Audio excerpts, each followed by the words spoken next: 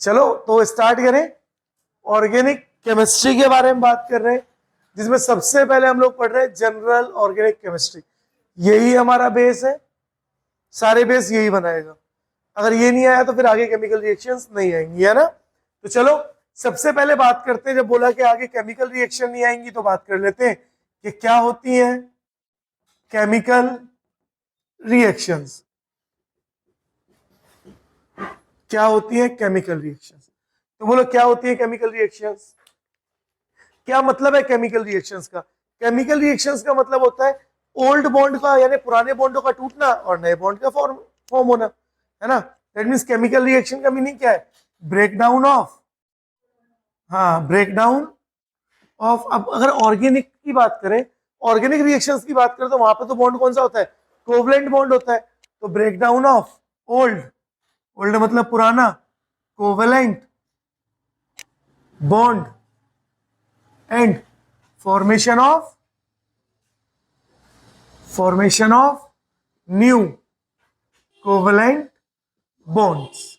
बोलो पता चल रहा है? तो केमिकल रिएक्शन क्या होगी? तो केमिकल रिएक्शन कोई पूछता है कि डिफाइन करो केमिकल रिएक्शन, तो आप क्या बोल सकते हो? Breakdown of old covalent bond and formation of new covalent bonds. बोलो क्लियर है?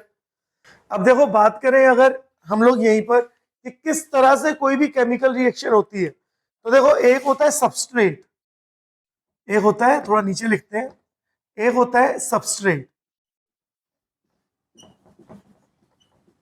सबस्ट्रेट है ना, मेनली आप इसको रिएक्टेंट मानते हो। सबस्ट्रेट के साथ हमेशा अटैच होता है रिएजेंट। सबस्ट्रेट से हमेशा रिएक्ट कौन करेगा? रिएजेंट। जैसे मैंने एक एग्जांपल लिया है ना, यहाँ एक छोटा सा एग्जांपल लेके आपको बताता हूं। मैंने बोला CH3CH2OH, तो ये है सबस्ट्रेट। ये क्या है? सबस्ट्रेट। इसके साथ मैंने अटैच किया है किसको? मैंने बोला कंसेंट्रेटेड H2SO4। तो ये क्या है? ये एक रिएजेंट है, दिख रहा है? तो एक सबस्ट्रेट होता है, दूसरा क्या होता है? रिएजेंट। सबस्ट्रेट क्या होता है? मेन कंपाउंड होता है। सबस्ट्रेट क्या होता है? मेन कंपाउंड है ना, जिसको हमने ज्यादा यूज करना है। दूसरा, ये लेस रिएक्टिव होता है एज कंपेयर टू रिएजेंट। तीसरा, ये ऑर्गेनिक होता है, ऑर्गेनिक कंपाउंड होगा। सबस्ट्रेट कैसा कंपाउंड होगा? ऑर्गेनिक। जबकि रिएजेंट जो होता है ना, ये मेन कंपाउंड नहीं होता, हाईली रिएक्टिव होता है, हाईली रिएक्टिव होता है, और organic and inorganic, organic and inorganic दोनों होता है ना। ऑर्गेनिक भी हो सकता है, इनऑर्गेनिक भी। ज्यादातर ये मिलता है इनऑर्गेनिक। कैसा मिलेगा ज्यादातर? इनऑर्गेनिक। अब जैसे ही सबस्ट्रेट रिएक्ट करता है रिएजेंट से, यानी ये रिएक्टेंट का पार्ट है, अभी रिएक्शन स्टार्ट नहीं हुई, अब ये दोनों आपस में मिलेंगे, और आपस में मिलेंगे तो अब ये दो तरह से प्रोडक्ट बना सकते हैं। ये दो तरह से प्रोडक्ट बना सकते हैं, या तो ये लेके आएंगे ट्रांजिशन स्टेट, ट्रांजिशन स्टेट। देखो क्या होती है ट्रांजिशन स्टेट, उसको देखते हैं ना। वो state, state at which bond formation and bond break down takes place simultaneously. Simultaneously का मतलब, हाँ एक साथ। तो एक साथ क्या हो रहा है? बॉन्ड एक ही साथ बन रहा है और एक साथ टूट रहे हैं, यानी दोनों काम एक साथ हो रहे हैं। यानी ओल्ड बॉन्ड, जब ओल्ड बॉन्ड टूट रहे थे तो तभी न्यू बॉन्ड क्या हो रहे हैं? साथ साथ फॉर्म हो रहे हैं।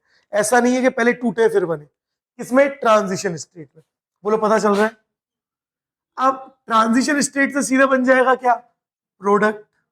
क्या बन रहा है? प्रोडक्ट। दैट मीन ऐसा नहीं है कि आपने सबस्ट्रेट और रिएजेंट को जो है आपस में रिएक्ट कराया, सीधे प्रोडक्ट बना। उसके बीच में या तो बनेगी ट्रांजिशन स्टेट, अगर ट्रांजिशन स्टेट नहीं बनी तो बनेंगे रिएक्शन इंटरमीडिएट्स।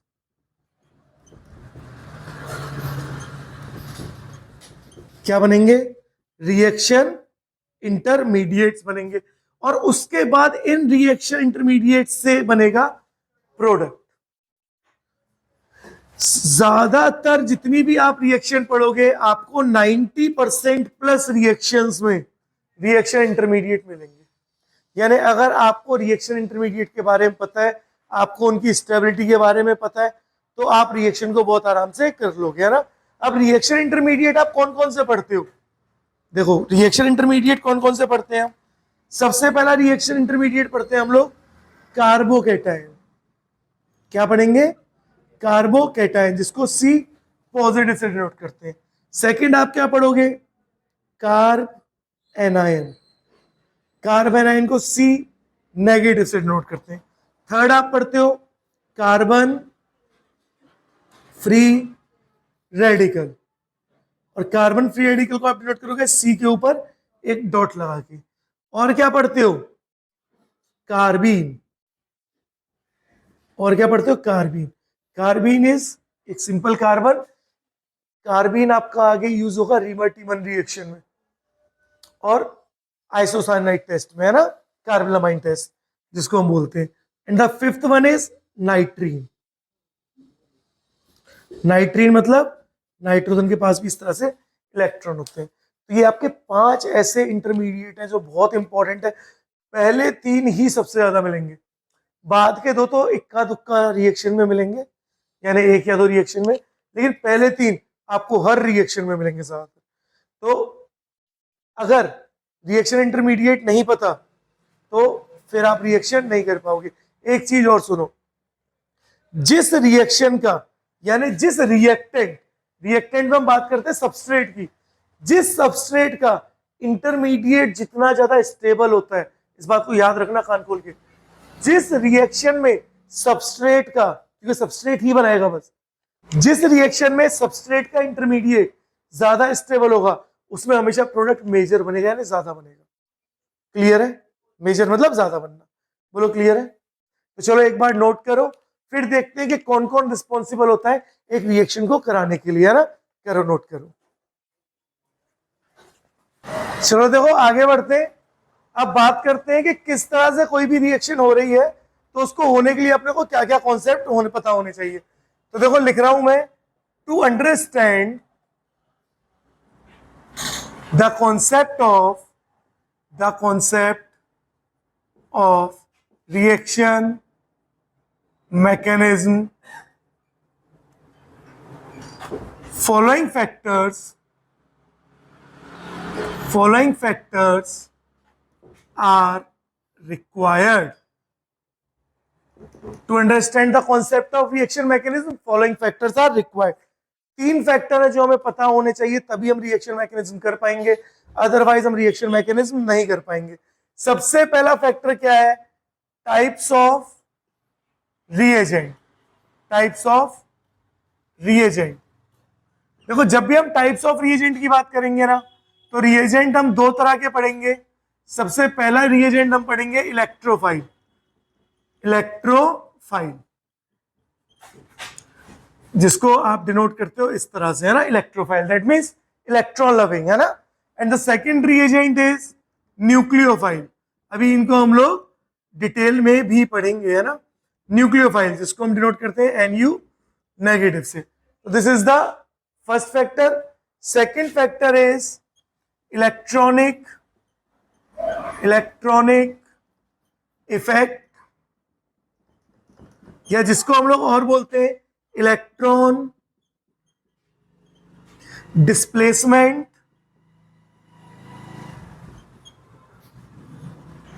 इफेक्ट।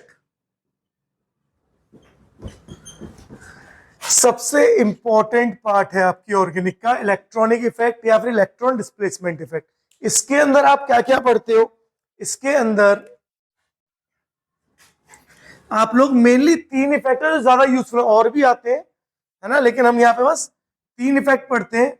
एक पढ़ेंगे इसके अंदर इंडक्टिव इफेक्ट, जिसको बेटा अपन लोग आई इफेक्ट भी बोलते हैं। सेकंड अपन लोग इसके अंदर पढ़ेंगे hyper conjugation.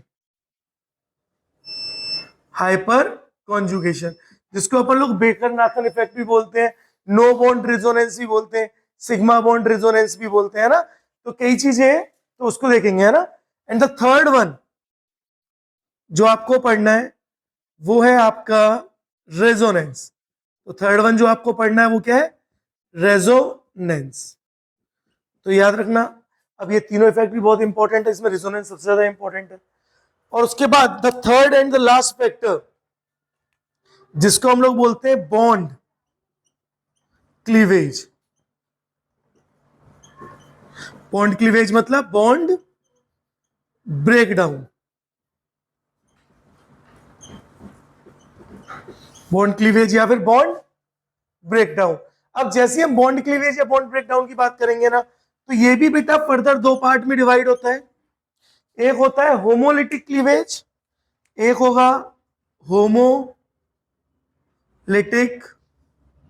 Cleavage, and the second one is heterolytic cleavage. तो एक होता है homolytic cleavage and the second one is heterolytic cleavage. देखो होमोलिटिक क्लीवेज में हमेशा फ्री रेडिकल्स फॉर्म होते हैं, फ्री रेडिकल्स फॉर्म्ड होते हैं ना, याद रखना। होमोलिटिक में हमेशा क्या बनेंगे, फ्री रेडिकल। जबकि हेट्रोलिटिक में या तो नॉर्मली आपके बनते हैं कार्बोकैटायन या फिर बनते हैं कार्ब एनायन। पता चला। अब इनको अपन लोग डिटेल में भी पढ़ेंगे है ना, जिसमें सबसे पहले टाइप्स ऑफ रिएजेंट में इलेक्ट्रोफाइल्स पढ़ेंगे। तो एक बार इसको नोट कर लो है ना, ये एक बेसिक इसका डिस्क्रिप्शन था, इसको नोट करो, देन आगे बढ़ते हैं। चलो तो आगे बढ़ते हैं। देखो यहां पर हम लोग अब बात कर रहे हैं सबसे पहले किसके बारे में, types of reagent.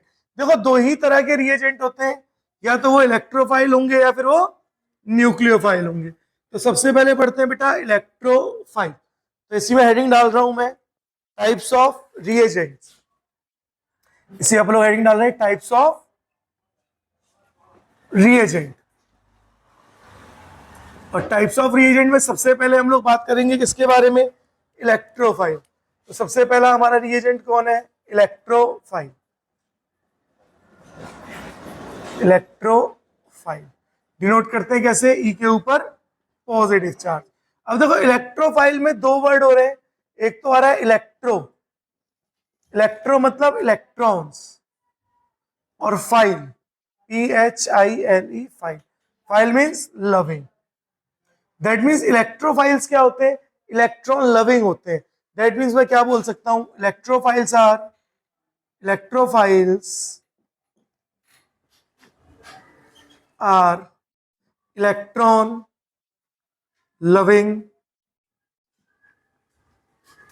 Loving species.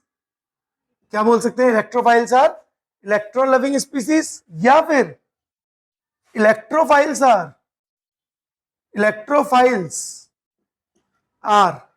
Electron deficient species.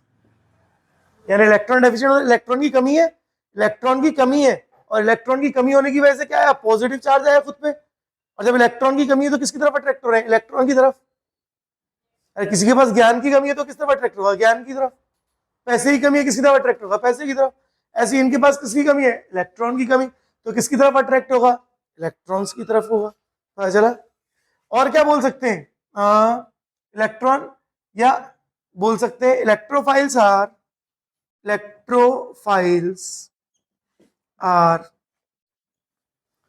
those species which attacks on negatively charged species। बोलो लिख सकते हैं क्या, पता चला। अब कैसे आप पहचानोगे इलेक्ट्रोफाइल को, क्वेश्चन क्या आता है, कैसे पहचानोगे इलेक्ट्रोफाइल को, हाउ टू फाइंड, क्वेश्चन क्या आ रहा है, हाउ टू फाइंड या चेक या फाइंड इलेक्ट्रोफाइल। इलेक्ट्रोफाइल को आप कैसे पहचानोगे? तो इलेक्ट्रोफाइल को पहचानने के लिए अब हम अलग अलग केसेस पढ़ेंगे। सबसे पहला केस फर्स्ट। फर्स्ट केस क्या बोलता है? कोई भी ऐसी स्पीसीज जो पॉजिटिवली चार्ज है, कोई भी ऐसी स्पीसीज जो पॉजिटिवली चार्ज है और उसका ऑक्टेट इनकम्प्लीट है, या वो इनर्ट गैस कॉन्फ़िगरेशन को अचीव नहीं कर रहा, वही क्या होगा? इलेक्ट्रोफाइल होगा, है ना? तो case one, positively charge species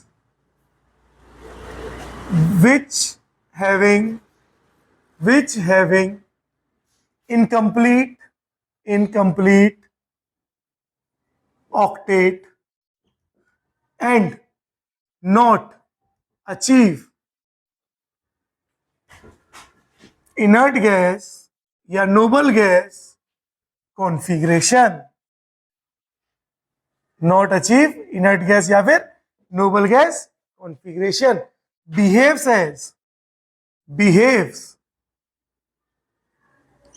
like या behaves as लिख लो, behaves as इलेक्ट्रोफाइल। वो किसकी तरह बिहेव करेंगे? इलेक्ट्रोफाइल की तरह। कैसे? एग्जाम्पल ले ले, बोलो कुछ एग्जाम्पल देखो, बोलो कोई एग्जाम्पल बोलो। जैसे H पॉजिटिव, क्या नाम होता है H पॉजिटिव का? Hydronium ion. जिस भी चीज के ऊपर पॉजिटिव चार्ज आ जाए उसके पीछे लगा दो IUM, हाइड्रोनियम आयन। और बोलो और क्या एग्जांपल हो सकता है? नहीं, ऐसे लिखते हैं NO पॉजिटिव। NO पॉजिटिव को बोलते हैं नाइट्रोसीलियम आयन। और क्या हो सकता है? NO2 positive. सर हमने तो आज तक NO2 नेगेटिव ही पढ़ा है, लेकिन NO2 पॉजिटिव भी हो सकता है। डिपेंड करता है कि वो किस एलिमेंट से जुड़ा हुआ है। अगर अपने से ज्यादा इलेक्ट्रोनेगेटिव से जुड़ा होगा तो उसके पास क्या चार्ज रहेगा? Positive charge. जैसे जब मैं पढ़ता था तो हमें बताया गया था OH पॉजिटिव, और बोला गया कि OH पॉजिटिव क्या है? OH पॉजिटिव है आपका इलेक्ट्रोफाइल। तो मैं सोचता था यार OH के ऊपर तो हमेशा नेगेटिव चार्ज आता है, OH पॉजिटिव क्यों, कैसे आ गया? तो मैं कंफ्यूज होता था। तो आप कंफ्यूज मत हो, अगर मैंने OH को फ्लोरीन के साथ जोड़ दिया FOH, तो फ्लोरीन पे कैसा चार्ज? नेगेटिव। तो OH पे कैसा चार्ज आया? पॉजिटिव। तो डिपेंड करता है वो किससे जुड़ रहा है। तो ऐसा किसी का कोई ट्रेडमार्क नहीं है कि भैया मैं इलेक्ट्रोनेगेटिव हूं और मेरे ऊपर हमेशा नेगेटिव चार्ज ही होगा। जैसे मैं एक एग्जांपल और बोल दूं, मैंने बोला Cl पॉजिटिव, तो अब क्या बोलोगे? सर हमने तो आज तक क्या पढ़ा? Cl negative. लेकिन Cl OH बना दो, क्लोरीन की इलेक्ट्रोनेगेटिविटी 3.0, ऑक्सीजन की 3.5, तो बोलो जिसकी इलेक्ट्रोनेगेटिविटी ज्यादा उस पर नेगेटिव चार्ज और जिसकी कम उस पर पॉजिटिव चार्ज। पता पड़ रहा है ना? NO2 positive, nitronium ion.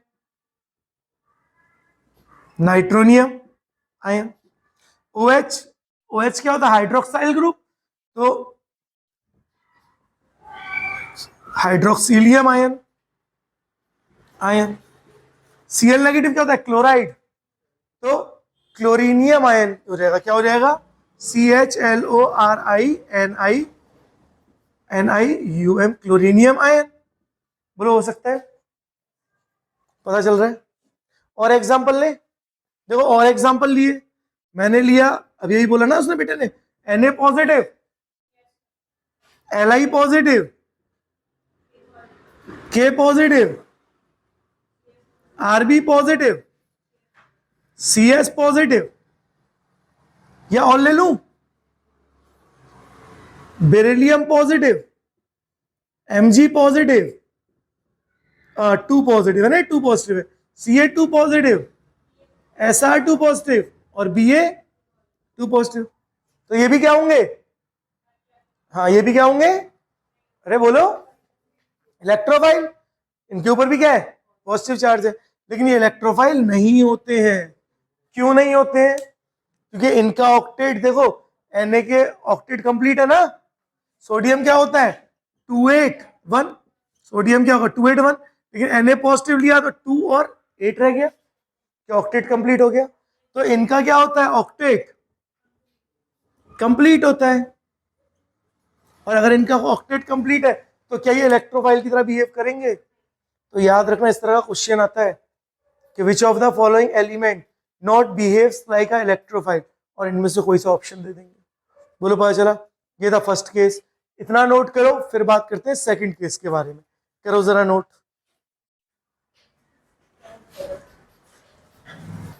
चलो आगे बढ़े।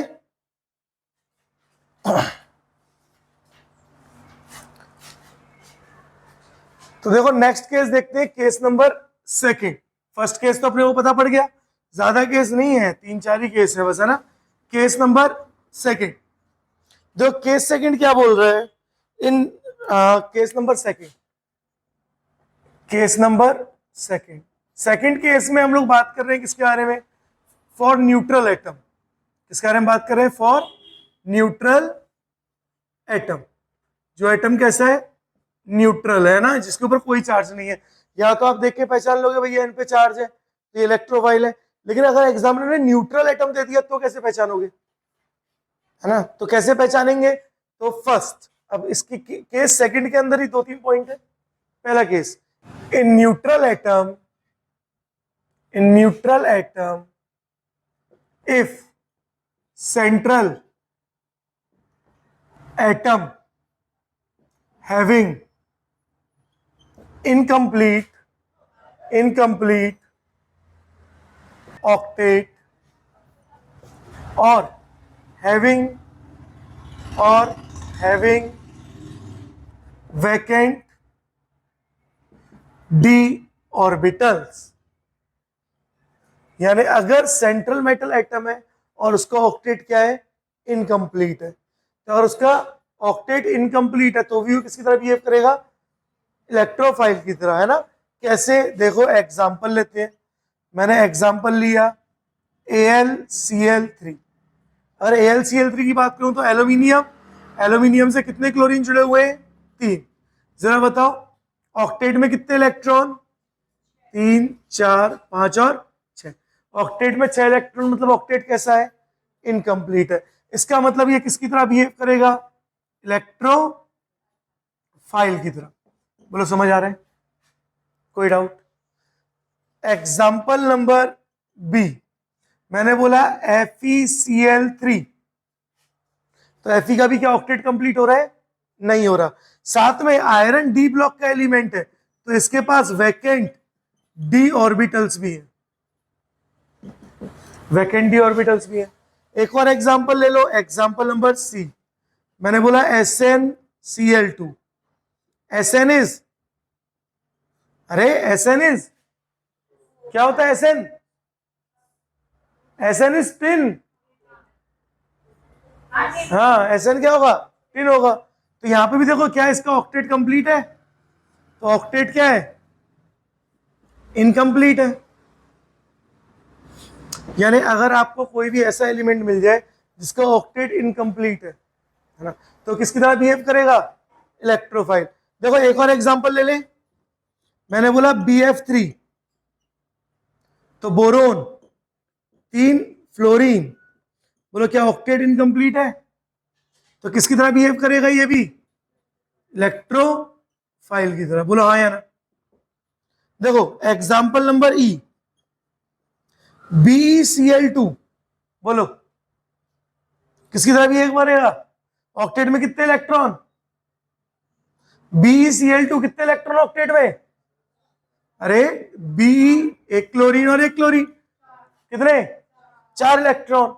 तो इसका भी ऑक्टेट क्या है, हाँ तो इसका भी ऑक्टेट इनकम्प्लीट है। लेकिन इसका ऑक्टेट इनकम्प्लीट होने के बाद भी BeCl2 not behaves as electrophile, फिर भी इलेक्ट्रोफाइल की तरह बिहेव नहीं करता क्योंकि साइज छोटा है, और not accept Cl negative, and not accept Cl negative, not accept Cl negative, ये Cl नेगेटिव को एक्सेप्ट ही नहीं कर पाएगा। तो याद रखना ये इंपॉर्टेंट है, कि BeCl2 इलेक्ट्रोफाइल नहीं होता है। क्लियर है? देखो सेकंड पॉइंट,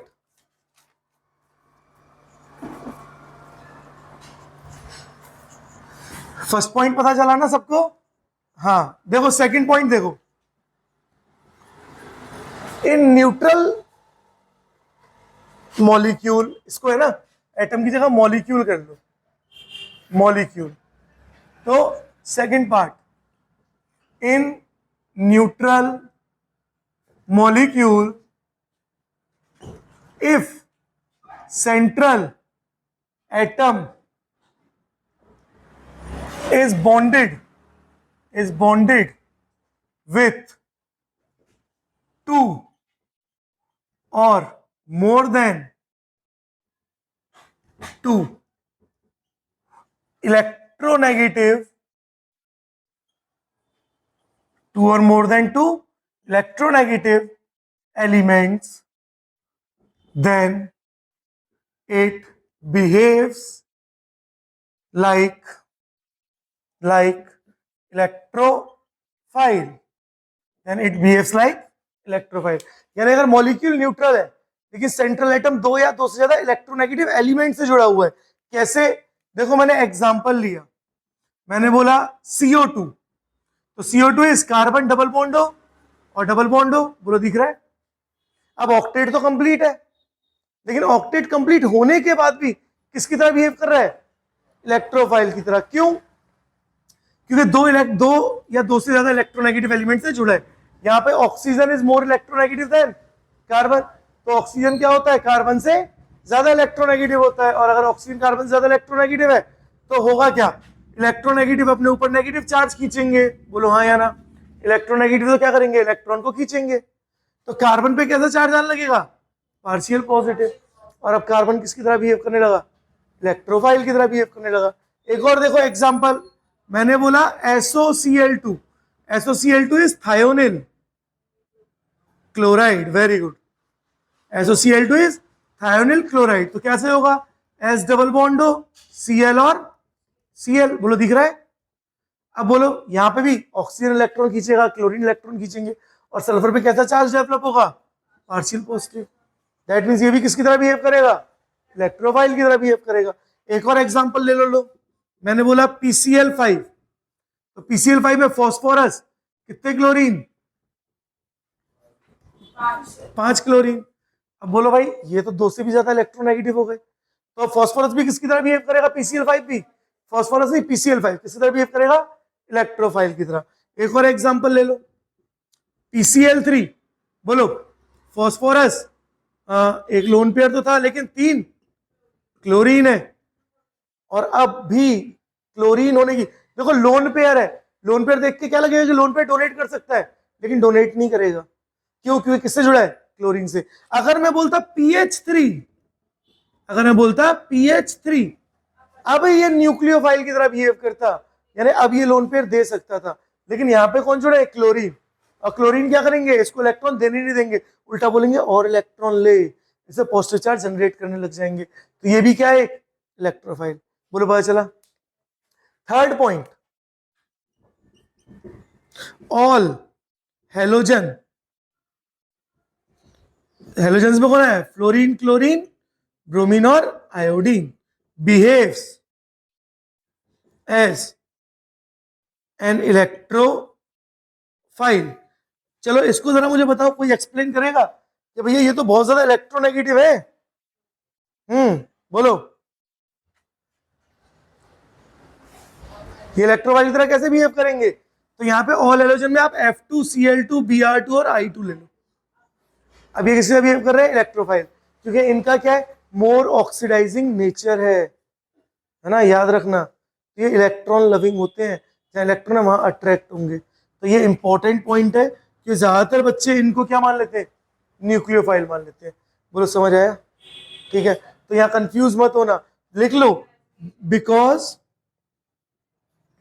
ड्यू टू, या सीधे electrophile due to their oxidising nature, इनके ऑक्सीडाइजिंग नेचर होने की वजह से F2Cl2 Br2 I2 किसकी तरह बिहेव करते हैं? इलेक्ट्रोफाइल की तरह। And the last case, case number third, जो लास्ट केस है, तो यहीं पे लिख देता हूं केस नंबर थर्ड। हाँ कैसे 4? केस तो सेकंड के बाद थर्ड ही आएगा।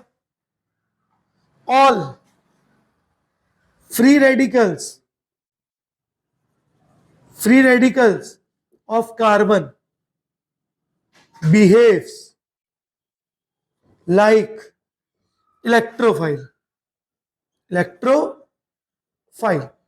तो जितने भी कार्बन के फ्री रेडिकल होते हैं सब किसकी तरह बिहेव करते हैं? इलेक्ट्रोफाइल। जैसे मैंने एग्जांपल ले लिया CH3 free radical. Free radical का मतलब एक अनपेयर्ड इलेक्ट्रॉन। यहां बना के बताता हूं, देखो मैंने बोला CH3 है ना, नीचे जगह नहीं है इतनी, तो मैं यहां बना देता हूं। कार्बन कितने बॉन्ड बनाता है? 4। कार्बन की वैलेंस शेल में कितने इलेक्ट्रॉन होते हैं? 4। वैलेंस शेल में कार्बन के 4 इलेक्ट्रॉन होते हैं ना। 3 तो हाइड्रोजन से बॉन्ड बना दिए, लेकिन एक इलेक्ट्रॉन क्या रह गया? अनपेयर्ड। अब इसको क्या चाहिए? इलेक्ट्रॉन चाहिए पेयरिंग करने के लिए। यानी ये क्या बोलेगा? भाई मुझे इलेक्ट्रॉन दे दो, है ना। ऐसे कंपाउंड को क्या बोलते हैं? Free radical. बोलो समझ आया? तो नीचे इतनी जगह नहीं थी, तो आप लोग नीचे इसको बना लेना एग्जांपल। बोलो पता पड़ा कैसे हुआ फ्री रेडिकल? जरा बताओ यहाँ पे ऑक्टेट में कितने इलेक्ट्रॉन है? 1 2 3 4 5 और 1 7। तो ऑक्टेट में कितने इलेक्ट्रॉन है? 7 इलेक्ट्रॉन। बोलो ऑक्टेट कंप्लीट है या इनकम्प्लीट? इनकम्प्लीट है। अगर ऑक्टेट इनकम्प्लीट है तो ये क्या होगा? इलेक्ट्रोफाइल होगा। अभी लिखा ना कि ऑक्टेट अगर इनकम्प्लीट है तो क्या होगा? इलेक्ट्रोफाइल होगा। तो जितने भी फ्री रेडिकल्स होते हैं कार्बन के, सब किसकी तरह बिहेव करेंगे? As a electrophile. तो सिर्फ ये 3 केस थे इलेक्ट्रोफाइल के। न्यूक्लियोफाइल में 5 आएंगे, इलेक्ट्रोफाइल में 3 है। बोलो पता चल जाएगा। फटाफट से नोट करो, फिर एक क्वेश्चन करते हैं ना। नोट करो, चलो तो एक क्वेश्चन करते हैं, है ना। इसको मिटा देता हूं मैं, उस तरफ का आप नोट करते रहो। यहां मैं एक क्वेश्चन लिख रहा हूं। क्वेश्चन है हमारा, which of the following species behaves like an electrophile. हमारा क्वेश्चन है which of the following species behaves like an electrophile। इनमें से कौन सी स्पीसीज जो है बिहेव करेगी इलेक्ट्रोफाइल की तरह? पहली स्पीसीज है आपकी SOCl2, second NF3, third SO2, fourth NH4 positive, fifth H3O positive, six Al3 positive, seventh AlBr3, eighth RC positive double bond O, और ninth RC triple bond O positive. चलो तो बताओ इनमें से कौन कौन इलेक्ट्रोफाइल की तरह बिहेव करेगा? चलो एक तरफ से देखते हैं, जरा बताओ क्या फर्स्ट वाला SOCl2 इलेक्ट्रोफाइल की तरह बिहेव करेगा? हाँ देखो ये लिखा, अभी देखा, ये तो बिहेव करेगा भाई, ये तो यस। NF3 बोलो बिहेव करेगा? अरे बोलो करेगा। नाइट्रोजन के पास एक लोन पेयर है, बोलो बिहेव करेगा? बताओ, बोलो करेगा बिहेव? है करेगा। क्यों? क्योंकि नाइट्रोजन फ्लोरीन से जुड़ा है, 2 से ज्यादा इलेक्ट्रोनेगेटिव एलिमेंट से जुड़ा है। तो क्या बोलता है ये पॉइंट? ये वाला पॉइंट क्या बोल रहा था? न्यूट्रल, अगर कोई भी न्यूट्रल मॉलिक्यूल है तो सेंट्रल एटम अगर 2 या 2 से ज्यादा इलेक्ट्रोनेगेटिव एलिमेंट से जुड़ा है तो किसकी तरह बिहेव करता है? इलेक्ट्रोफाइल। तो ये भी क्या करेगा? बिहेव करेगा। लोन पेयर होने से क्या होता है? तो SO2 के पास भी है, बोलो ये किसकी तरह बिहेव करेगा? अब तो मैंने बता दिया इसके पास कौन है, लोन पेयर है। अब तो मैंने बता दिया, कोई बात नहीं। अब बोलो किसकी तरह बिहेव करेगा? करेगा कि नहीं करेगा? क्यों? क्योंकि अभी ऑक्सीजन से जुड़ा है, 2 इलेक्ट्रोनेगेटिव से, तो ये भी बिहेव करेगा। फोर्थ, साफ साफ दिख रहा है पॉजिटिव चार्ज है, लेकिन नाइट्रोजन NH4 पॉजिटिव, नाइट्रोजन का ऑक्टेट क्या है? कंप्लीट है, दिख रहा है। तो पॉजिटिव चार्ज भले ही है लेकिन ऑक्टेट क्या है? तो ये नहीं करेगा, नो। H3O पॉजिटिव, ये बताओ करेगा कि नहीं करेगा? ऑक्सीजन 3 हाइड्रोजन, ऑक्सीजन के पास लोन पेयर है ना, हाइड्रोजन को दे रहा है। और ऑक्सीजन के ऑक्टेट में कितने इलेक्ट्रॉन होते हैं? 6 इलेक्ट्रॉन होते हैं। दो ने बॉन्ड बनाया, 6 में से 2 ने बॉन्ड बनाया, 2 एज अ कोऑर्डिनेट बॉन्ड की तरह डोनेट हो गए और 2 लोन पेयर है। अब पॉजिटिव चार्ज भले ही है, लेकिन क्या ऑक्सीजन के ऑक्टेट में इलेक्ट्रॉन गिनो, सबको पता है ना ऑक्सीजन के ऑक्टेट में 1 2 3 4 5 6 कितने इलेक्ट्रॉन होते हैं? देखो दिख रहा है कितने इलेक्ट्रॉन होते हैं? 6। 6 में से 2 ने तो हाइड्रोजन से बॉन्ड बनाया है, एक ने कोऑर्डिनेट बॉन्ड से हाइड्रोजन को दिया, और 2 एक लोन पेयर खाली रह गया। तो कितने हो गए? 8। 1 2 3 4 5 6 7 8। बोलो ऑक्टेट कंप्लीट है, तो पॉजिटिव चार्ज है तो क्या हुआ? ऑक्टेट कंप्लीट है। अगर ऑक्टेट कंप्लीट है तो बिहेव करेगा? नहीं करेगा। Al3 पॉजिटिव करेगा बिहेव? नहीं करेगा भाई। 13 एल्यूमिनियम का एटॉमिक नंबर 13, 2 8 और 3। अगर 3 पॉजिटिव चार्ज आ गया तो 3 इलेक्ट्रॉन गए, यानी ऑक्टेट कंप्लीट है। दैट मींस ये भी बिहेव नहीं करेगा। चलो बाकियों को भी देख ले, ये नीचे वाला मिटा दूं, है ना? ये तो आपको पता चली गया। देखो AlBr3, बोलो क्यों? क्योंकि bromine is more electronegative than aluminium, और 2 से ज्यादा जुड़ रहे हैं तो ये तो बिहेव करेगा। यस, ये वाला बोलो बिहेव करेगा। कार्बन के ऑक्टेट में कितने इलेक्ट्रॉन? 1 2 3 4 5 और 6। क्या ऑक्टेट कंप्लीट है? नहीं।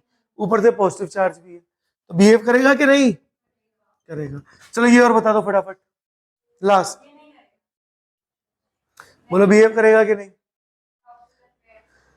क्या कार्बन के चारों बॉन्ड बना रहा है, यानी ऑक्टेट कंप्लीट है, तो कार्बन का ऑक्टेट कंप्लीट।